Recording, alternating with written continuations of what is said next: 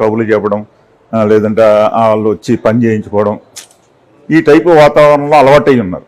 అవును. వారందరూ కూడా ఇదేంటి మాకు నాయకుడు ఎక్కడ ఉన్నా నా ఆలోచన ఏంటంటే నాయకుడు ఎక్కడంటే ఉన్నాయి, ఇక్కడ పని అవ్వాలి ప్రజలకి. దొరబాబు ఇంకో విషయం మీరు ఓపెన్గా చెప్పాల్సింది, తాడేపల్లి ప్యాలెస్ నుంచి స్క్రిప్ట్ వస్తుందా తిట్టడానికి? నిజం? అది బాగా ఎక్కువ ప్రచారం జరుగుతుంది సార్. రాజకీయాల్లో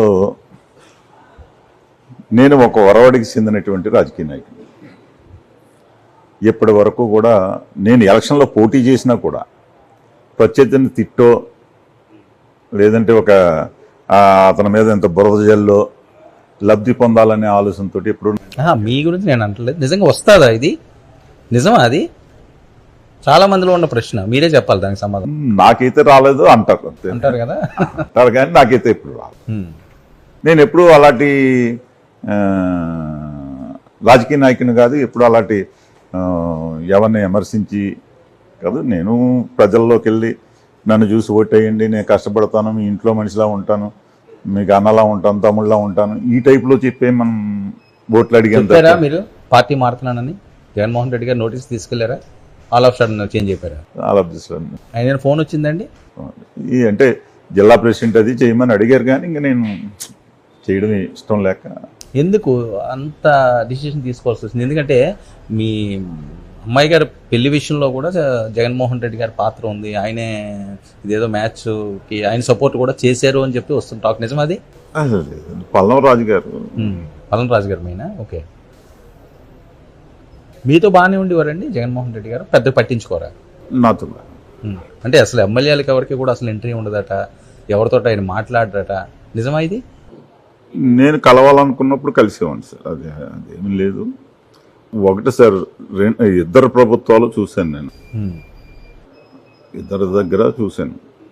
పలకరింపులో కానీ వీటిలో కానీ ఏం తేడా లేకపోయినా ఈ ల్యాండ్ టైటింగ్ యాక్ట్ ఇలాంటి కొన్ని తప్పిదాలు చేసుకున్నారు. ఇంకా అన్నీ మనం చెప్పేది కాదు. ఇక్కడ నేను ఏ పార్టీలోకి వస్తే ఆ పార్టీని ముందుకు తీసుకెళ్ళడానికి కష్టపడి పనిచేయడానికే చూస్తాను తప్పించి, ఇవాళ పవన్ కళ్యాణ్ గారు నాకేమి పదవులు ఆశ లేదు, రాజకీయంగా ఏదో ముందుకెళ్ళాలి, పోటీలు చేయాలి, ఇలాంటివి లేవు. ఓన్లీ పవన్ కళ్యాణ్ గారికి అండగా ఉండాలి, జనసేన పార్టీని మరింత బలోపేతం చేయడానికి. ఎందుకు జనసేన మీద ఫోకస్ వెళ్ళింది? ఇంత సుదీర్ఘమైన రాజకీయ అనుభవం ఉండి బీజేపీలో ఉన్నారు మీరు, వైఎస్ఆర్సీపీలో ఉన్నారు, సరే వద్దనుకున్నారు ప్రాంతీయ పార్టీ, జాతీయ పార్టీ ఉంది, మీరు అందులో చేసి వచ్చినాయని కదా, జనసేన ఎందుకు కోరుకున్నారు?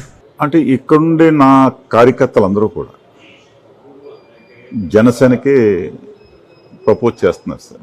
అందరూ కూడా ఇంచుమించులో ఈ రోజున ఇంతమంది సర్పంచులు, ఎంపీటీసీలు, కౌన్సిలర్లు, జడ్పీ వైస్ చైర్మన్ కావచ్చు, ఎంపీపీలు కావచ్చు, వీళ్ళందరూ వచ్చారు అంటే ఓన్లీ పవన్ కళ్యాణ్ గారు ఆయన చేసే హానెస్టీ. రాజకీయాల్లో ఈవేళ ఎక్కడ మచ్చలేని నాయకుడి కిందే పవన్ కళ్యాణ్ గారు ఉన్నారు. ఆయనకి అండగా నిలబడదాం, తప్పేముంది. కొన్ని ఇన్నర్ బాధలు ఉన్నాయి, మీడియా ముందు మనం చెప్పుకోవాల్సినంత అవసరం. అంటే మీ తప్పులను కప్పుపించుకోవడానికి, మీ ఆస్తులను కాపాడుకోవడానికి జనసేనలోకి వెళ్ళారన్నది జరుగుతున్న ప్రచారం. అవసరం ఉందా పెండం దొరబాబు గారికి? సార్, నా ఆస్తులు కాపాడుకోవడం పరిస్థితి, నాకున్న ఆస్తులేమి అక్కడ ఆస్తులేమీ లేవు. జనాలు అనుకున్నట్టుగా ఒకవేళ మీరన్నా నా ఆస్తులు ఏంటో నేను చూపిస్తాను. జరిగిన ప్రచారం మీకు తెలుసా? అందుకని నా పార్టీలోకి వెళ్ళారు, గతంలో చేసిన తప్పులన్నీ కూడా కప్పుకోవడానికి. సార్, రాజకీయంగా ఇప్పుడు నేను శాసనసభ్యుడిగా ఇక్కడ నెగ్గాను. ఒక 50% ఓట్లు వేస్తే నేను నెగ్గుతాను, మిగతా 50% నా మీద ఏదోటి మాట్లాడుతూ ఉంటారు సార్. ఇవన్నీ సహజం సార్. ఇంకా అవన్నీ పట్టించుకుని మనం రాజకీయాల్లో ఎదురుకెళ్ళాలి. మనం త్రికరణ శుద్ధిగా ఉన్నామా లేదా, మనం ఎంతవరకు శాసనసభ్యుడిగా ప్రజలకు న్యాయం చేశాము. ఇప్పుడు పిఠాపురం నియోజకవర్గంలో మీరున్నారు, ఈవేళ నియోజకవర్గం మొత్తం జల్లెడి పెట్టండి, ఏ ఒక్కరైనా సరే పెండం దొరబాబులను నష్టపోయామని కానీ, పెండం దొరబాబు మా దగ్గర రూపాయి తీసుకున్నాడని కానీ అని ఒక్కరి చేత అనిపించారు. ఎవరి ద్వారా వెళ్ళారు మీరు జనసేనలోకి? డైరెక్ట్ కాంటాక్టా లేదా వాళ్ళు మిమ్మల్ని కాంటాక్ట్ చేశారా? సామాజిక పరంగా ఇది బాగుంటుంది అనుకున్నారా? సామాజిక పరంగా ఇది బాగుంటుందని అనుకున్నాను, చేశాను. ఏంటి రూరల్ మీద ఫోకస్ పెట్టారట దొరబాబు గారు అక్కడ సీట్ కోసం, నిజమా? మొన్న ఏదో ఇల్లు అది కట్టారట కోట్ల రూపాయలు పెట్టి. సార్ ఇప్పుడు నాది రూరల్ కాన్స్టిట్యున్సీ సార్. పుట్టు పెరిగింది. నేను ఇవాళ ఇల్లు కాదు కదా సార్, ఇల్లు కట్టలేదు సార్, అది రెనోవేషన్ చేసుకున్నారు. 9 కోట్లు 10 కోట్లు అని ప్రచారం జరుగుతుంది.